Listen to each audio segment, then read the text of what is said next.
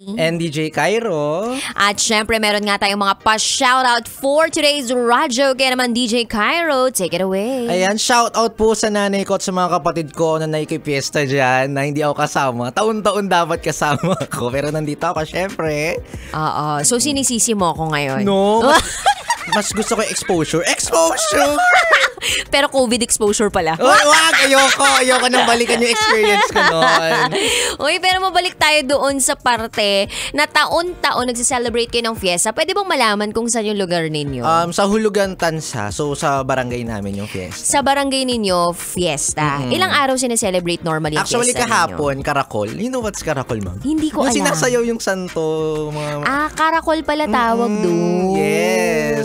So nakikisayaw ka rin doon dati? Nakikisayaw din kami. Dati may basaan pa nga minsan. May basaan din? Oo. Minsan tinatawid sa dagat, sinasakay sa bangka. So very active kayo sa family ninyo? Bata pa lang ako, parang, bata pa rin naman ako ngayon. Oo nga naman. Hindi ka naman masyado nag-age pero pa. Pero yun, sumasali kami sa ganun. Anong feeling kapag sumasali kayo sa mga ganun? Masaya, kasi bonding na rin na magpipinsan, ng mga magtitita. Siyempre may handaan. So buong relatives mo, yes, kumbaga po. Yun na yung naging kaugalian. Opo. Kaya lang ngayon, DJ, syempre may mga work na yung iba. Kasi mga bata pa kayo nag-aaral.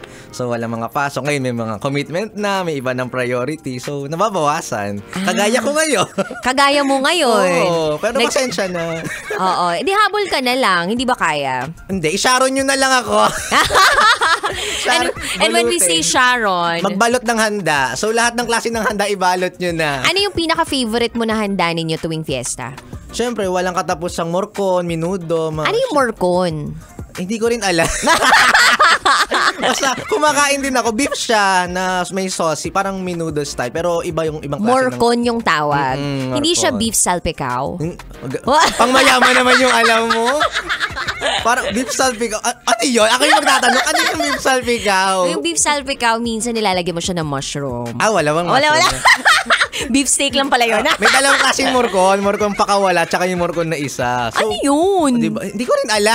Isa-search ko nga yung morcon na yan. Hindi ako nagluluto, pero masarap. Depende sa nagluluto. So, yun yung favorite mo hinahanda ng pamilya mo? Masarsa kasi. Mas masarsa. Normally ba sa bahay ninyo yung handaan? Hindi, sa bahay ng tita ko. Kasi baryo kasi. Sa amin kasi, taga-Dasma ako. So, subdivision. So, pag subdivision, hindi na magpapesta. Oo, hindi na pesta. Pero sa bagay, napansin ko nga, na kapag subdivision, hindi masyadong nakikipesta yung mga nandun sa looban. Pero kapag nandun sa mga kali-kali, doon talaga, yun ang yung mga nagpapesta. Tubong Tansa kasi talaga ako, DJ. Tubong Caviteño. So, doon kami nagsasama-sama. Doon kasi ancestral house ng grandparents ko. So, every time, doon kami magsasalo-salo. Tapos nagiinom din kayo?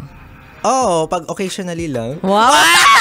Ligtas, stay safe yung sagot. Di ba kasi normally, syempre, mga bagets pa kayo nung magpipinsan. Malamang sa malamang, mga underage pa kayo nun. Hanggang sa nagkaroon na kayo ng legal age or tumungtong na kayo ng legal age. Malamang pinapayagan na kayo na, sige, mag-inom kayo anytime. Mag-inom. Meron nga akong pinsan, pinainom ako ng itim na label. Alam mo, itim na label.